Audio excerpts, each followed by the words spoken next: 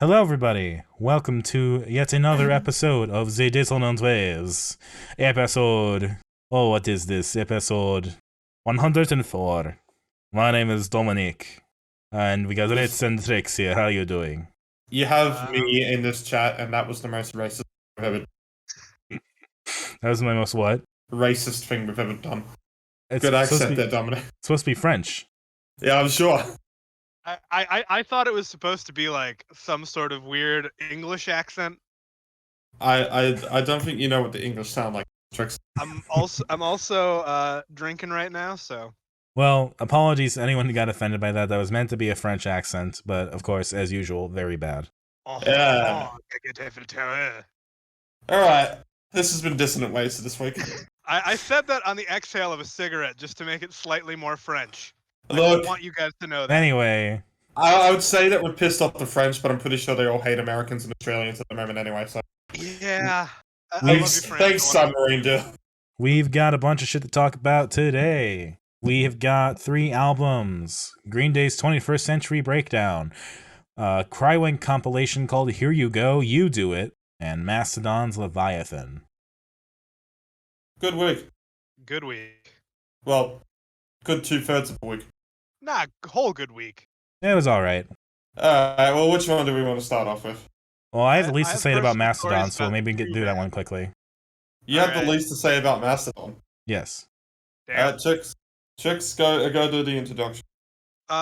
Mastodon's a band I've always kind of known about. They've always just kind of had songs and games I've played, and I've always just kind of had an appreciation for them.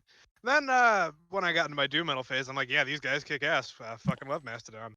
And also, as a bonus fun fact story, my father is pretty sure that his ex-wife cheated on him with either the bassist Troy Sanders or Brett Hines, the guitarist.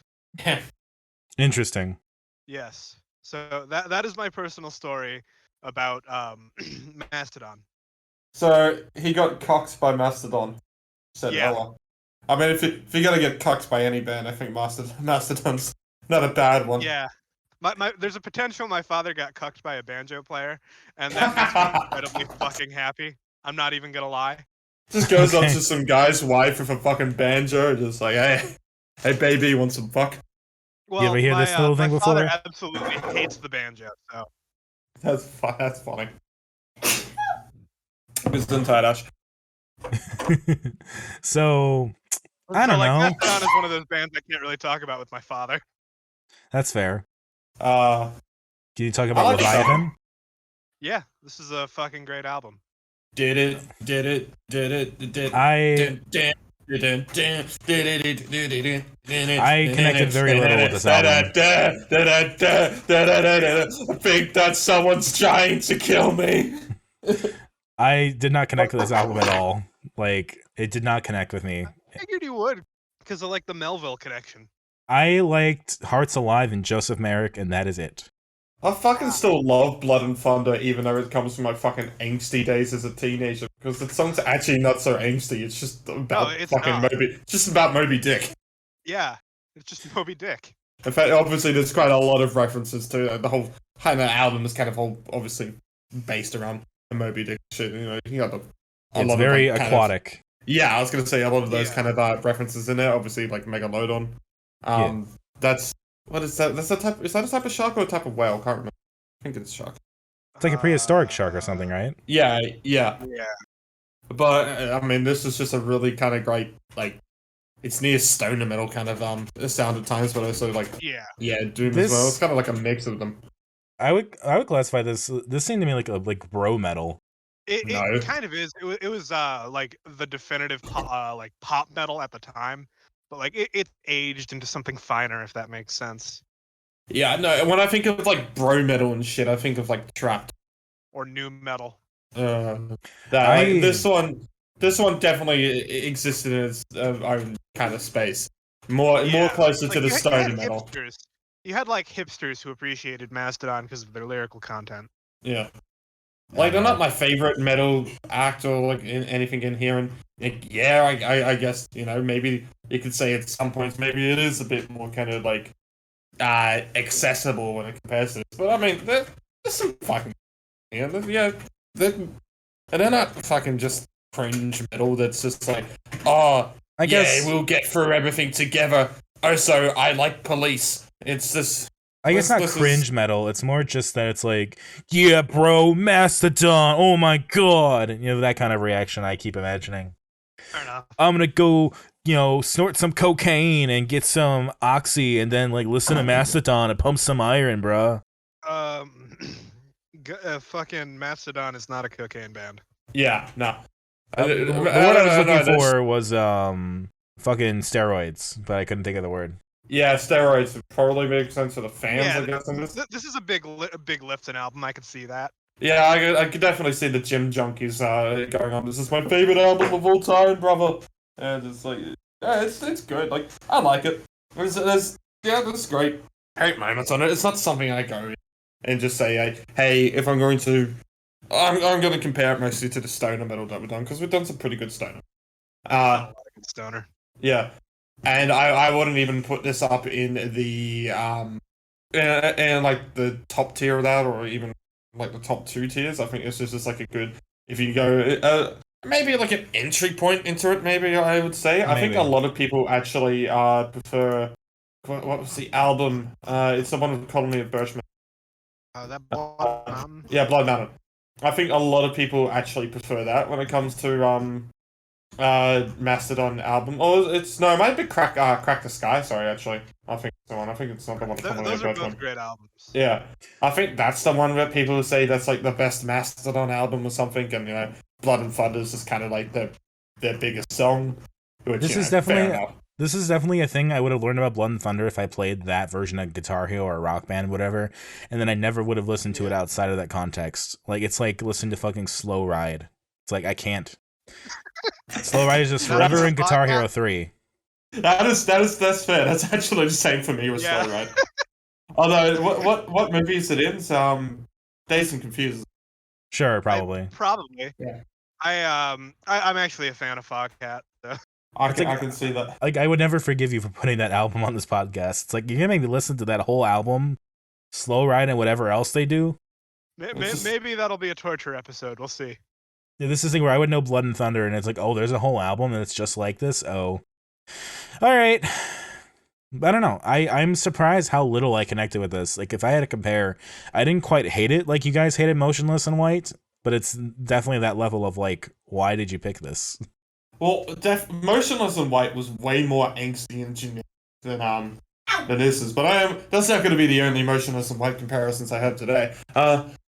And here it doesn't seem to be like, I didn't really go too much into the lyrics into here, but it seems to be a bit more literature based than it is. They liked Moby Dick. I'm not trying to say this is a fucking special album or anything like that. I just like the album here. I get it. I get it on here if you're going like, oh yeah, it's not the most unique shit out here. They aren't talking about the most interesting stuff. I mean, granted, this is early 2000s as well. Who was doing stuff? Sure. Early 2000s, honestly, everyone kind of goes, oh, it was better then. And then I'm actually thinking about the 2000s like, nah. It was a pretty boring, pointless decade. No, absolutely. Like, we can go into what we've covered from that era, and I'm gonna guarantee you, like, between 2000 and 2004, there's very little to talk about. Yeah, I do get the whole kind of like, I don't think they're always going with the greatest like vivid imagery on it and their lyrics here. I think they're just, it's interesting that they're kind of going for these kind of concepts on there as well. I think mostly instrumentally the stuff works the best. I mean, it's not incredible out there, but it's not sounding like it's a fucking bunch of fake metal for to be played on top 40 radio. It just seems like it actually just wants to sound like that, and it does, and it's a bit accessible. It's not mind-blowing, it's not shit. I like the album. It holds up for my angsty days as much as it kind of did then. I wasn't the hugest fan of Mastodon. If we're going to all the stoner metal from the noughties that's been recommended to me, I'm probably more interested in the Swords output, to be honest. Mm-hmm. But I think when they were doing a lot of their like obviously their big song, I think it's the big song Freya from the Sword. That one's probably a lot more interesting lyrically because that's all about Frey is a goddess of fire, isn't it? I don't know. I don't know. I think that's what Frey is. I'm absolutely going to search that up right now whilst I still ramble on about random shit So, and constantly do that. looking at Goddess what of we blessings, covered, love, and fertility. It wasn't fire. looking at Go what we ahead. covered so far, 2000 was all right. 2000 had the Avalanches and Dope Throne. 2001 was also pretty good. Live at Jittery Joe's, Discovery, The Glow Part 2, Toxicity, great. 2002 to 2004, though, there's very little that we can talk about that's like legitimately like amazing. You know, we got Seismic, Distillers, Copeland, Machine Gun Fellatio. The album I actually do like. You know, we got Satanic Panic in the Attic, we got American Idiot, and this is just kind of in with those. Like, not like American Idiot's good, but like it's no, you know, you go back to 2005, then it's like you got fucking Illinois. Yeah. No, I do agree. I mean, it's not like there were bad albums or anything like that. Not every year has to have a fucking 10 out of 10 album. I'm trying to just remember what was the big shit in fucking 2004 for us, because I'm pretty sure for Australia, Wolf Mother was 2005. Yeah, it was. No. Actually, well, there is one, like, I'm looking, not at the stuff that we've covered and stuff like here, but, like, big stuff, I guess, from, like, 2002 to 2004. Like, the big albums to kind of talk about then is, well, you have Queens of the Stone Age, Songs of the Deaf. Yeah. That's, I guess, a big one to talk about. And The Killer's Hot Fuzz. Both albums I like better than this one.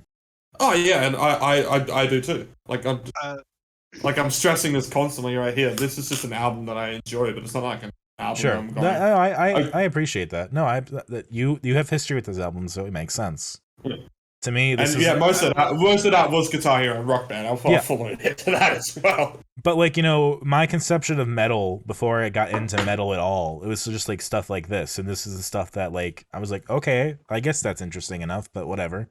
Trixie was saying stuff. Yeah, I would like to just take a moment to kind of gush over this album, if I may. Sure. Go ahead. First of all, did either of you pay any attention to the drums at all? As much as I could, but it's just like I'm bad at memory. The drums I kind of liked. I thought that was probably the most consistent, interesting part of it. The drums on this album are absolutely phenomenal. Like, they are top tier metal drums. This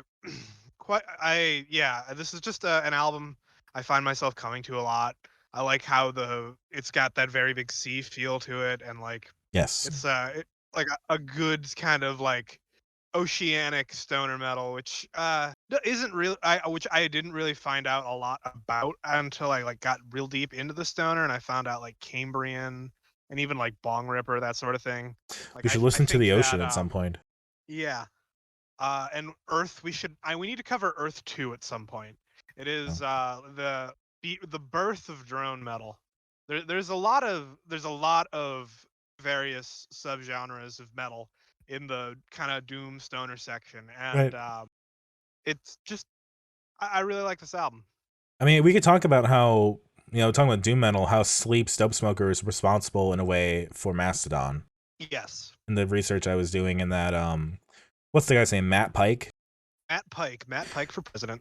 He was in Sleep, and they did Dope Smoker, and at the time they weren't allowed to really release it in the way that they wanted to. It eventually got released as like Jerusalem or whatever, but because of the complications with that, Sleep kind of broke up, and they all moved on to do different things, and Matt Pike was in like a bit of a depressive state for a while, and eventually was like, you know what, I want to do another 3-piece. Let me do this band called High on Fire with some friends. And then High on Fire kicks absolute ass. And we're going to have to cover some High on Fire at some point. And then, like, a little bit after High on Fire got started in, like, early 2000, this is like 99 when they got started. So early 2000, a lot of the members of Mastodon met at a High on Fire concert. And that's how they became, you know, friends and made Mastodon. Yeah. So there's direct lore, you know, in terms of the things that we like and the stuff, the way everything fits together. Yeah. You know, if you're ever going to complete that conspiracy chart like we've talked about, that's definitely a connection we can make. That it is. This podcast will never end until we have a perfect loop with all of our artists. Oh God, just find a way to loop Devin Townsend and Tkay and we'll be perfect. Yep. Give me a eventually- weekend and I could probably do it. Give me a bunch In of fact, money I and know I'll what I'm going to force do when them I to get off collaborate. this podcast. Loop Devin Townsend to Tkay Mites. Okay. Yes. Like, put that in chat because I will forget at the end of this conversation. Alright, easy words for me to type. Trix, hope you are doing well. It has come to my attention. Sorry, I'm bad at speaking and typing. It has come to my attention that you intend to loop the K-Miser with Devin Townsend. I wish you all the best and hope your endeavors are successful. Love, Ritalin. That is indeed what has been typed. Yeah. I think we got our episode art for the week. I can screenshot that. That's fine. I mean, there's not much more to say for me on Leviathan on here, because the only problem is that whilst it's where I do agree with Dominic, it is a sound that isn't really still standing out in the period that it was. I mean, Mastodon didn't, from all the stuff that I heard, didn't sound too different, but I also didn't listen to full albums, so I could not actually give you a full defense of that statement. They just they weren't a band that I really went out of my way to listen to the whole song outside of the couple songs that I already knew, you know? Like, I appreciate that they're very sea-focused in this album, and I like the kind of churning, watery stuff they have going on in some of these songs. But there's something about it that just feels so blendery to me. It's literally like pouring water through a piece of paper. We said the word blender. We said it. Blender. That being said, I think the last two songs are legitimately fantastic and are easily the best part of the album. Oh, yeah. Hearts Alive into the, Yeah, no, I fully agree. Hearts Alive didn't actually sound like it lasted as long as fucking 14 minutes. Like, you might, like, for me, you could get rid of the rest of the album, and I'm perfectly happy listening to those two songs and saying that is just Leviathan. Damn. And with that, Dominic has pissed off the Mastodon fanbase. Like, I'm seeing it's like, oh, it's in the list of 100 greatest metal albums of all time, 21 best metal albums of the 20th century, and I'm just like, this one, really? Alright, but who's the site that's put out that list?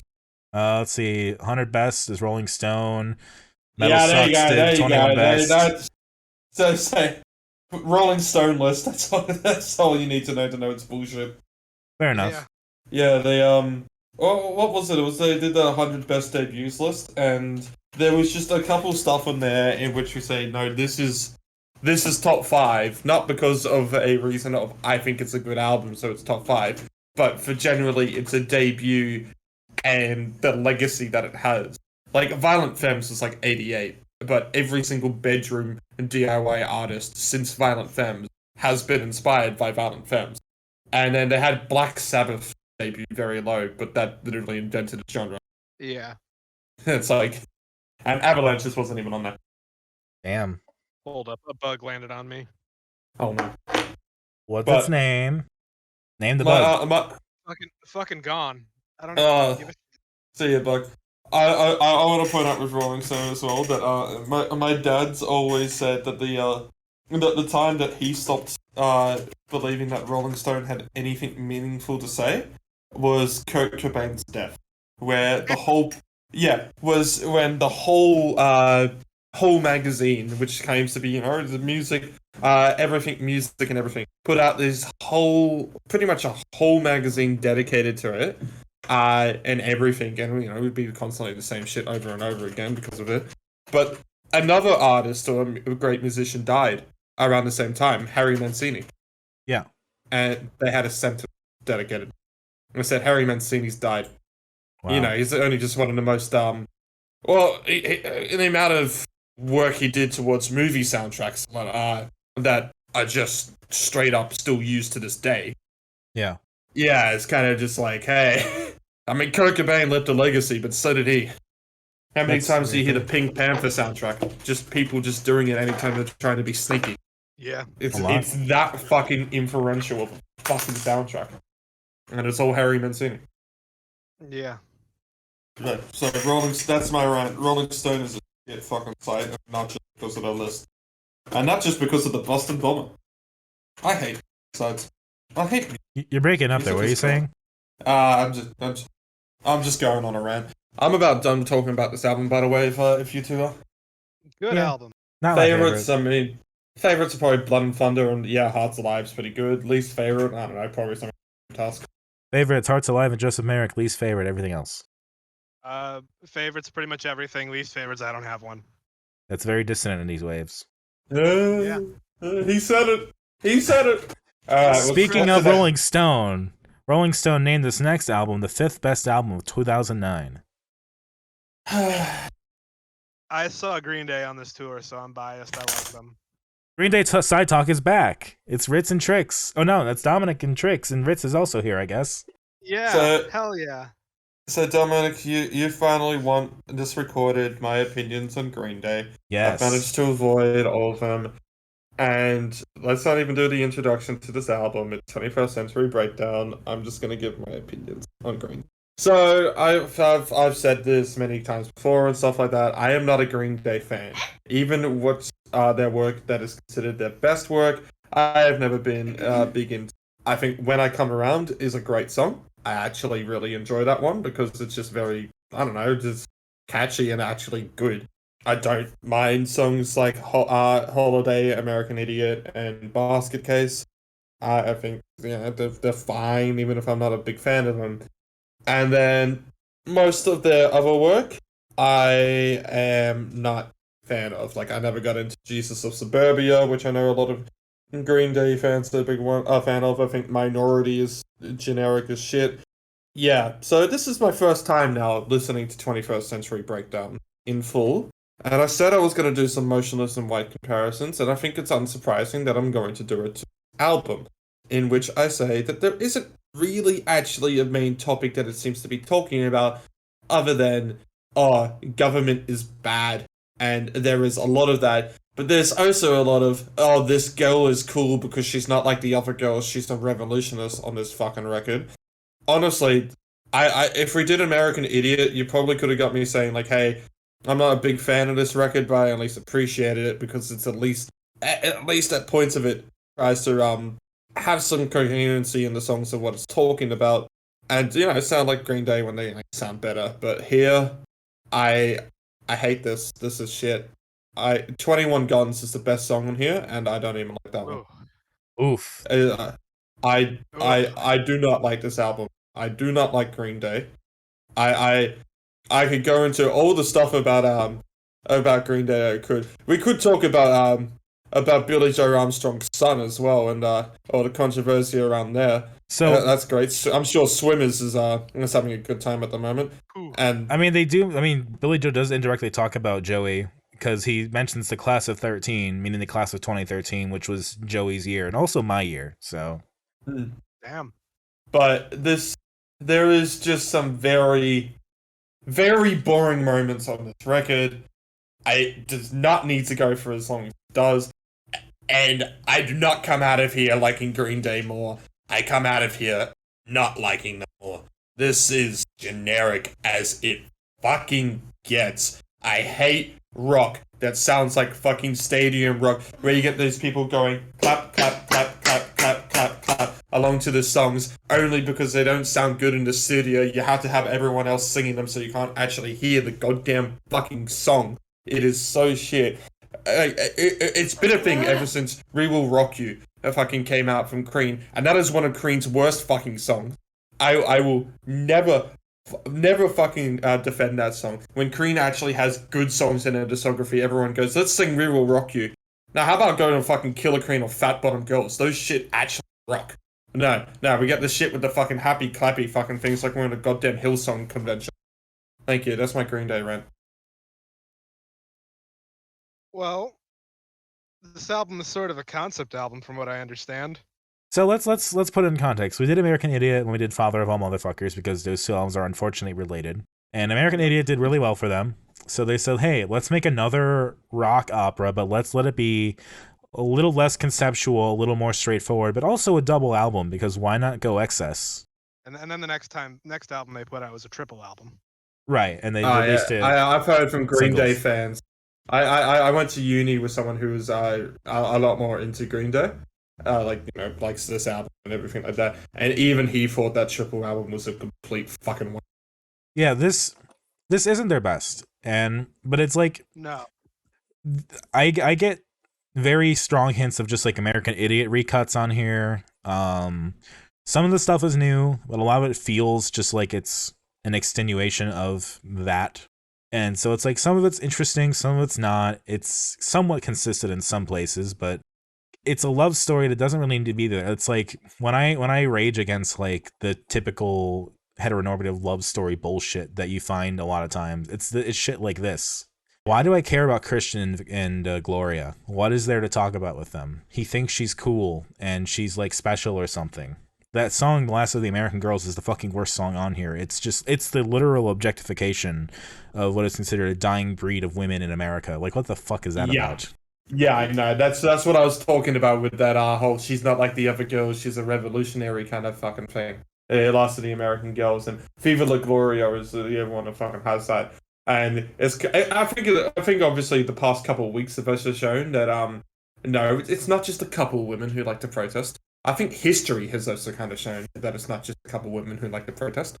Yeah, no, absolutely. Like, there's a lot of people that like protesting. A lot of women do. But like my thing here is that like I'm realizing that Green Day is punk rock for white liberals.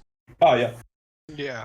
It's the centrist liberals who think they're all cool and they like Joe Biden and Obama and think they're the best presidents ever, and they're like, oh my god, Green Day, let's get our fucking pink hats and celebrate. The song that this album reminded me of is have you ever heard Le Tigre's "I'm With Her"? Maybe I don't remember. Oh, I know what that is. Yeah, the pro Hillary one. I'll admit. Yeah, this is the Obama version of what they did for Bush, but at least, like you said, American Idiot feels like it's at least trying to talk about some things. Yeah, well, I think the topics on American Idiot at least hit a bit harder. Like, I'm not a biggest fan of "Wake Me Up When September Ends," but I at least get what that topic is dealing with, and I think it actually handles it a lot better. And it is a dark. I'm pretty sure that was the death of his father, wasn't it? That was, yes. That I was talking about. I mean, I was never a big fan of Good Riddance. Back in what album was that from? It is from Nimrod. Mostly because that one just gets played at every farewell. Look back at history. We're playing Good Riddance. Blah blah blah. Look at all these photos and kind of shit. I was never a big fan of it, but I can at least understand why people like that song, and I do think it stands out in a discography. But it's also very like going into all the stuff on here. It's just like nothing is actually brave for them to say. Like, you go back into their earlier stuff and their context, and we're talking about that Billy Cobb video as well. And it feels like they were at least being edgier and having something to say here. Right, even if what they were trying to say was just, "I'm really fucking depressed, please help me." At least they were consistent, coherent about that shit, consistent about that. And you go into something like here, and they're just going emo, and somehow are saying less edgier stuff, and it's less cool, and it's like, like some of this stuff, they try to make it a bit more ambiguous than it actually is. Like, "Know Your Enemy" is very obviously supposed to be like the whole like, I don't agree with who the government's fighting with. It's very fucking obvious about that, and no kind of left anything to the imagination. Yeah. They're just going like, okay, all right, yep, cool, yep, I heard that, yep, you're still saying the same fucking sentence every time. I'm good. Yep, okay, like, yeah. Know Your Enemy is like one of those songs that is like tailor-made to be a single, but it is so just boring of a single. Like, it's one of those that should be like a single in name only, and then no one paid attention to it. Like, sure, it's a little catchy maybe, but like, what purpose does it serve? It's not like a sterling example of their musicianship. It's not like there are better songs on here that could have been a better single. Yeah. Like I just like, it just feels like they just were like, "Know Your Enemy, that's the one. We're gonna make that as much of a single as we can. We're gonna produce the fuck out of it." And I mean, the best thing they did around this time, and you can see that they have it on Spotify. Like in 2007, they did the opening theme to the Simpsons movie, which it kind of made sense because I'm pretty sure Green Day were very environmentalist around that time. Sure, in the way that U2 was as well. Yeah, I feel like Bono at least is a bit more like valid in it, even though Bono is still Bono. Fuck Bono. Yeah. I mean, See the Light is the point where they go completely U2 and just lose me completely. Oh yeah, no. But even then, this could have actually ended at 21 Guns. Those extra 2 songs are just not necessary. Yeah, they don't really do much. They like, just repeat the stuff. Yeah, if you had just got me to listen to 21 Guns, I would have just been like, it's not for me, but at least I can understand why people like this song. I don't like 21 Guns at all. I didn't say I like it. I just said it's the best song off here. It's the worst. It's one of the worst ones. So a song of the century gets played at the start, and then it only gets played a bit again randomly near, like, I think it's like Static Age or It's American Eulogy that they do it. American Eulogy, yeah. Because they do that, and then they do the reopening of 21st Century Breakdown again for See the Light. Yeah, and it's why? It's a circle. It's circular. Something. Well, Ballpark Music on their debut record do a bit of a circle on there, but it's at the very end of it, not at the very start of the song. Right. And the circling is just the kind of whole like closing up in the album, and it makes it sound different as well. And that's a cool way of doing it, especially when the song's just. Trix is kind of currently dying. You need me? It sounded like a lot was happening there. No, I was just kind of like making agreeing sounds. Oh. Yeah, being kind of generally freaked out by the gigantic bugs that are flying around me. Go inside. Nah, I can't. Nick's trying to sleep. Oh, damn. Run. Well, like, it's the bug apocalypse. Yeah. But speaking of Nick, he likes this album a lot more than I think all 3 of us. Sure. I can believe that. He likes Nickelback. Yeah. I don't know if there's something that I had to like have in context to actually like this album.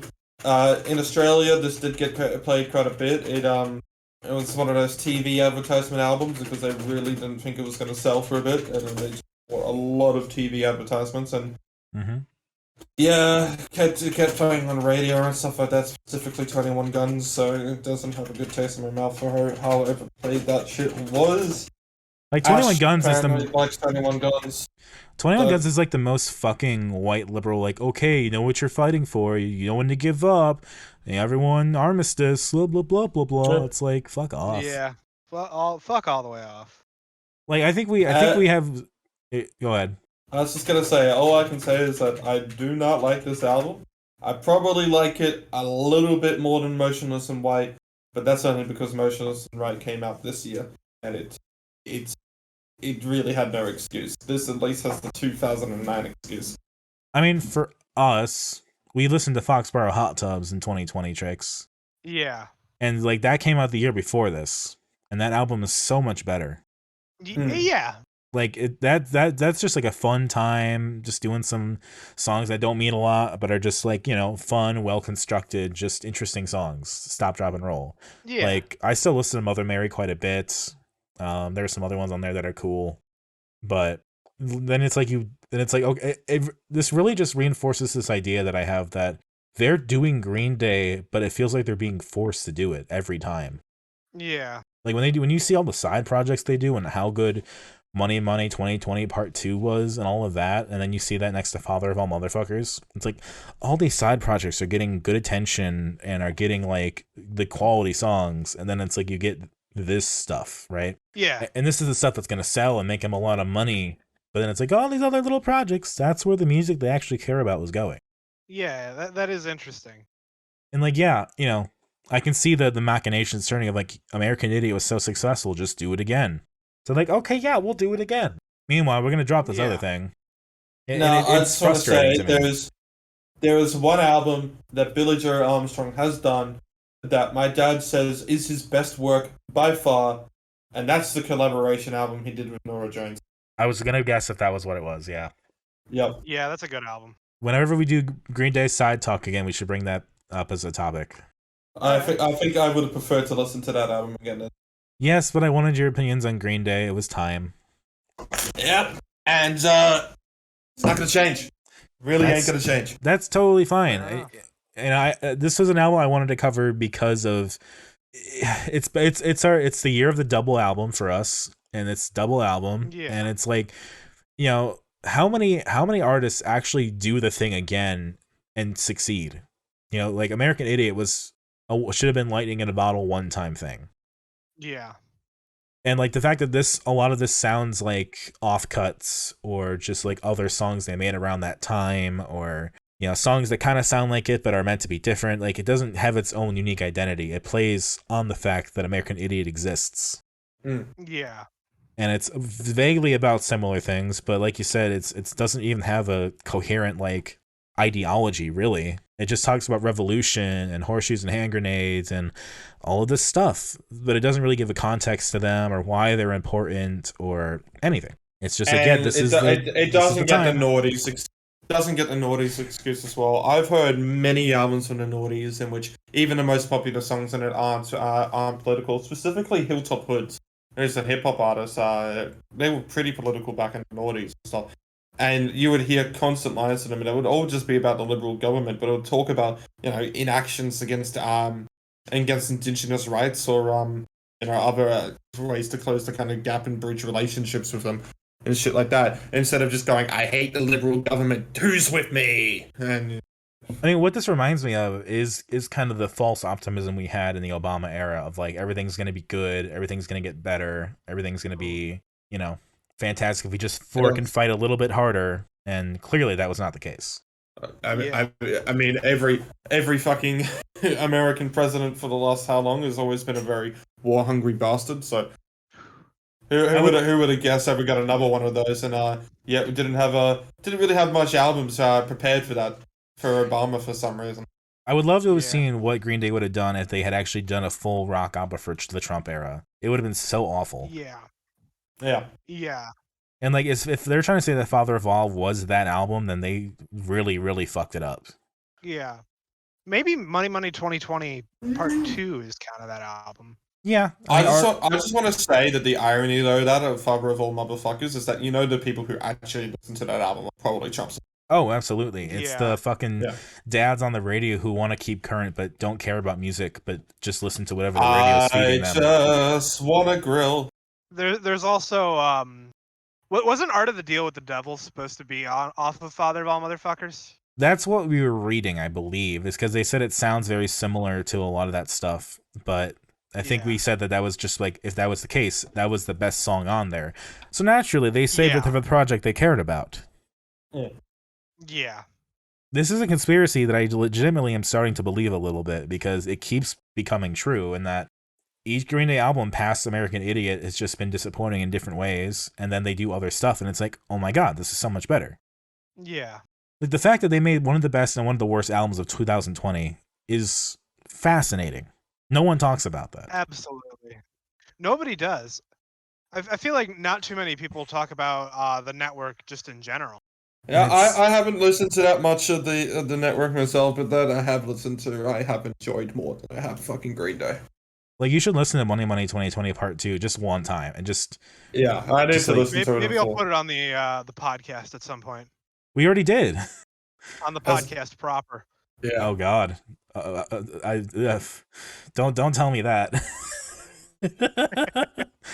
I'm counting it one and done unless we have specific circumstances. But if we really want to do it again, we can.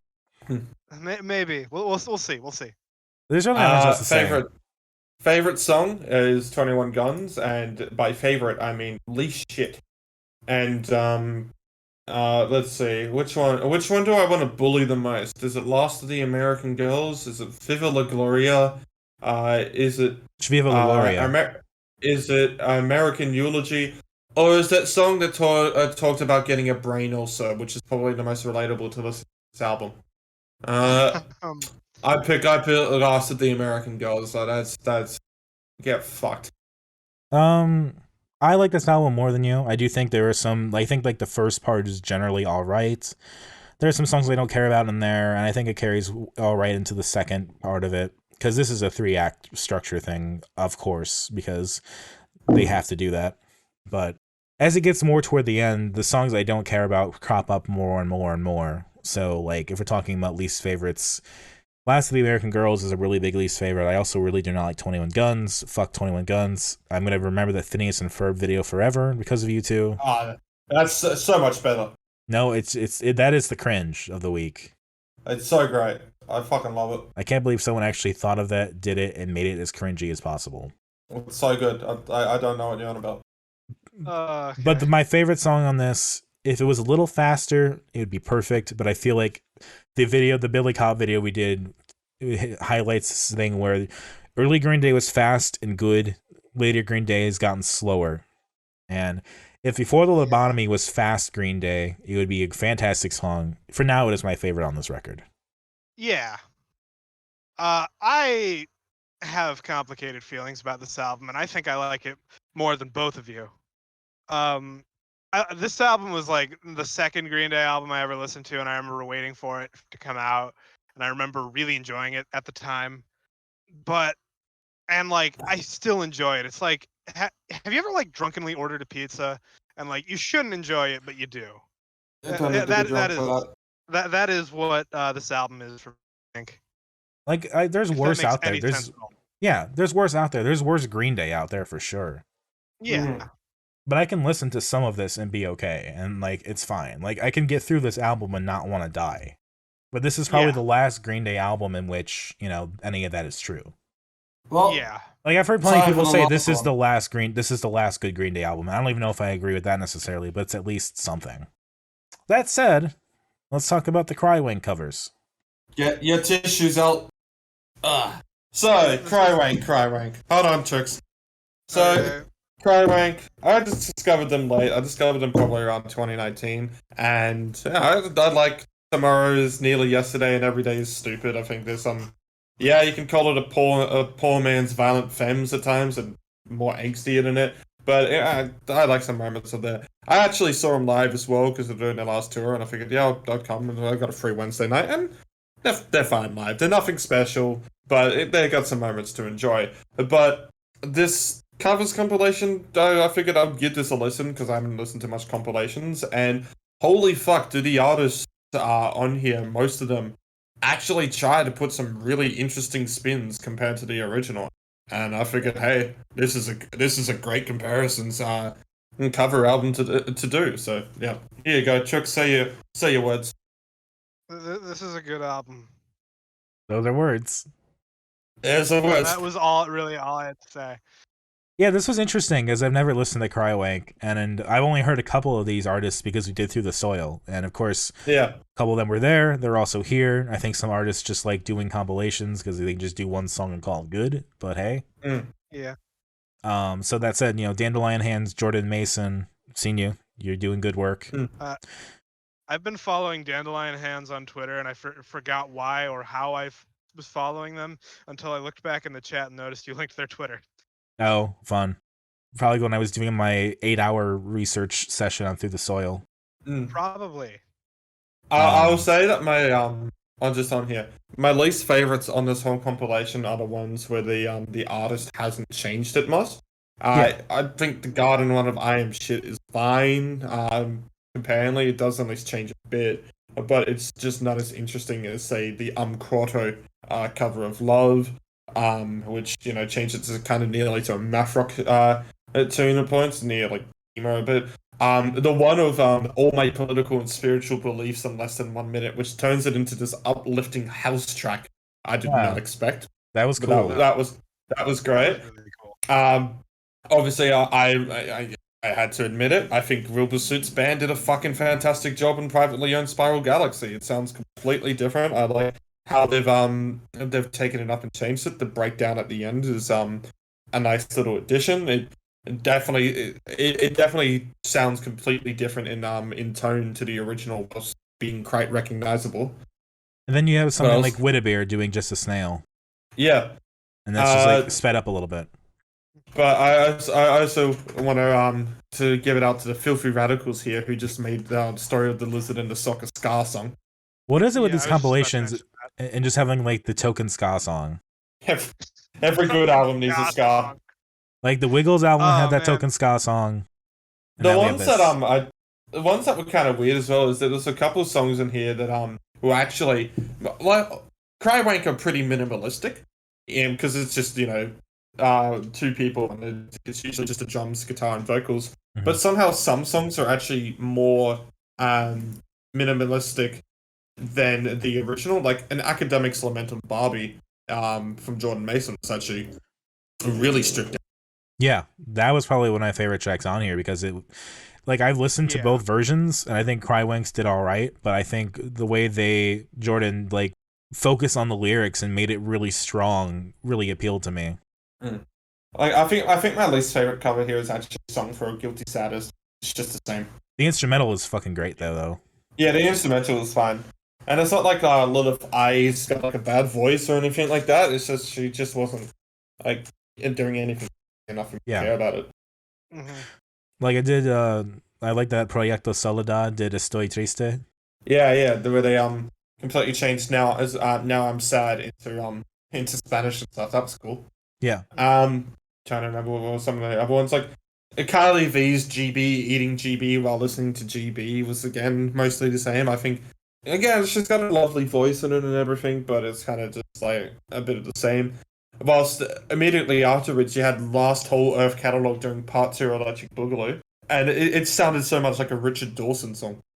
It was cool. It sounded like near medieval, like it felt. Like, I don't know if I would like have more affinity for this album or if I like knew Crywank before. Like, it was fine, but like I like half of it I'm just like, all right, that's cool.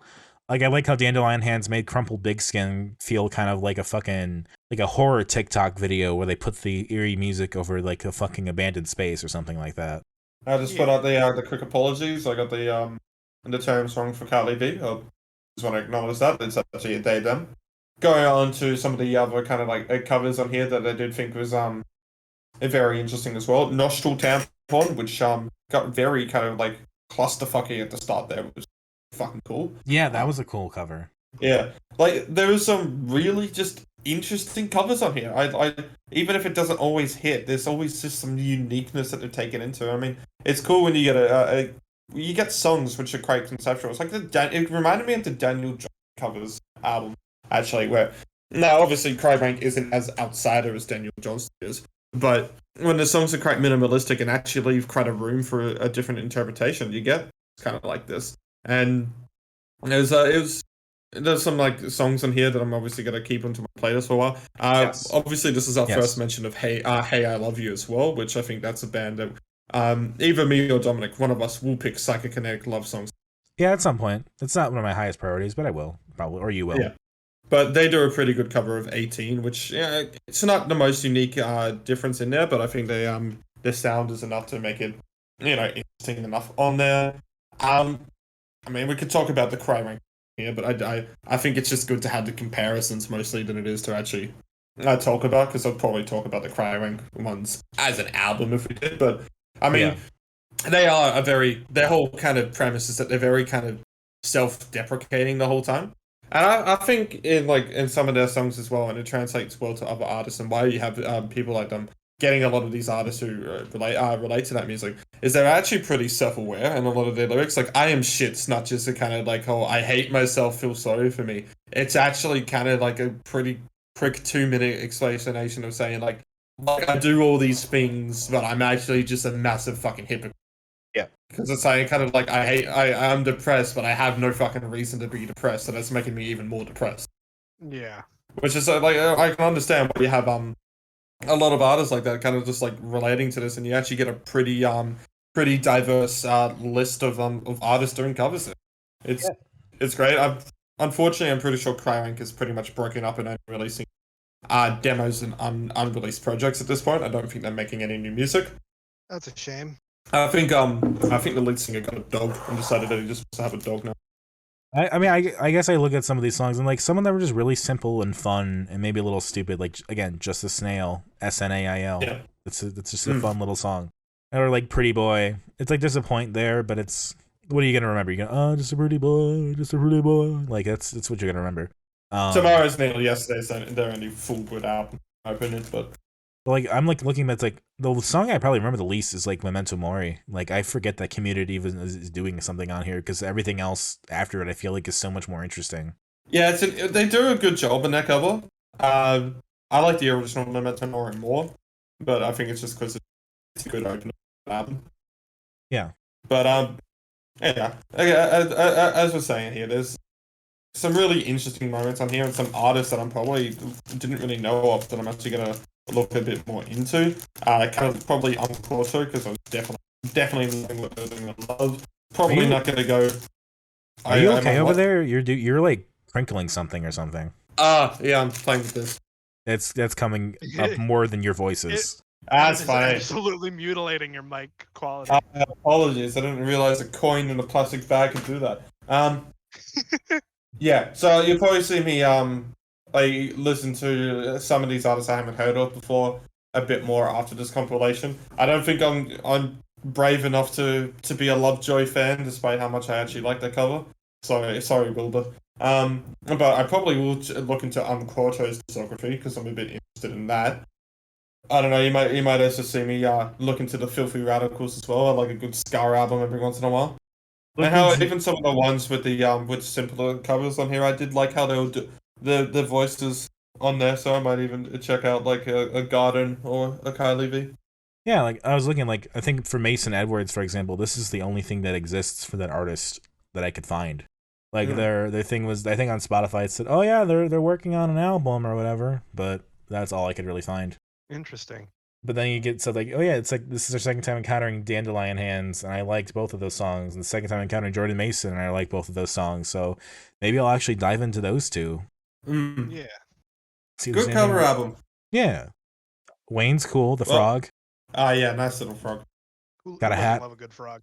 Got a guitar. And he's crying. Very relatable. Yeah, favorites off this record would be Privately Owned Spiral Galaxy. I also have to say Love and probably 18. You know, 18 and I Am Shit. I do like I Am. It's just hitting a good short spot, even if it's not the most interesting cover. The least favorite is Song for a Guilty Sadist. It just doesn't do enough to really make me interested, and I like the original more than it. Even if I don't think it's the best Crywank song, like it's the most popular. But anyway. Trix? This was I quite enjoyed this album. For favorites, gonna be The Story of the Lizard in the Sock. I really enjoy like random ska out of nowhere. I'll be sure to put the Token Ska song on my album when I put it out. I have a saxophone. I can figure out how to play it. Yeah, you do. But I say that because I gave her the saxophone. Yeah, he did give me the saxophone. And the Dandelion Hands cover I really enjoyed, and nothing I really disliked. Probably the least favorite would be I Am a Familiar Creak in Your Floorboards. Just didn't click right with me, I guess. Least favorites I'll probably say are like Memento Mori, and what's the other one I had in mind for this? Just a Snail. Like I feel like Just a Snail didn't really do much beyond the original. I like the original for that one a bit more because it's at least fun. My favorites on here are An Academic's Lament on Barbie. The Jordan Mason version is really cool. I like Song for a Guilty Sadist instrumental. And if I had to pick another one, probably Big Skin by Dandelion Hands. Which, leads us to rank these now. And my ranking is going to be very controversial, I'm sure. Yeah, just say it. Yeah. Number 3 is going to be Mastodon. I feel very little for that record, though I do like Hearts Alive and Joseph Merrick. Number 2, I'm going to put as Crywank because I like this, but I don't have much context for this outside of like that. Some of the songs are really cool. And though I was very negative on it, I still think 21st Century Breakdown is the best of these 3. Man, that is cooked. Number 3, it can go into the naughty corner and never come out, is their record. Number 2 and number 1 is Mastodon and Crywank respectively, but it's not a disrespect to Mastodon here, which I do think that record's fine. All right. Mine is the exact opposite of Domino's. So number 3 is Green Day. Number 2 is Crywank covers, and number 1 is Mastodon. I just like Mastodon a little bit more, and I will say it's pretty close. 3-3. If I'm gonna be honest, pretty all close for me. But yeah. All right. You know what time it is? It's time to announce the picks for our last episode of Dissonant Waves before we have our anniversary special this year. Hell yeah. Yeah. Who wants to pick first? I'll go Well, first. Trix has a lot of explaining to do apparently, so you might as well listen to that. No, I completely fucked up, so ignore everything I said about that. I'm choosing this random 2022 album I discovered today. I've known about the artist before, but just from like one song. And this is one that I listened to like one song, and I'm like, okay, we'll fucking do it. We're gonna be doing "Full On Monet" by the band Husbands. Husband. Husbands Full Never heard On of them. Monet. Yes.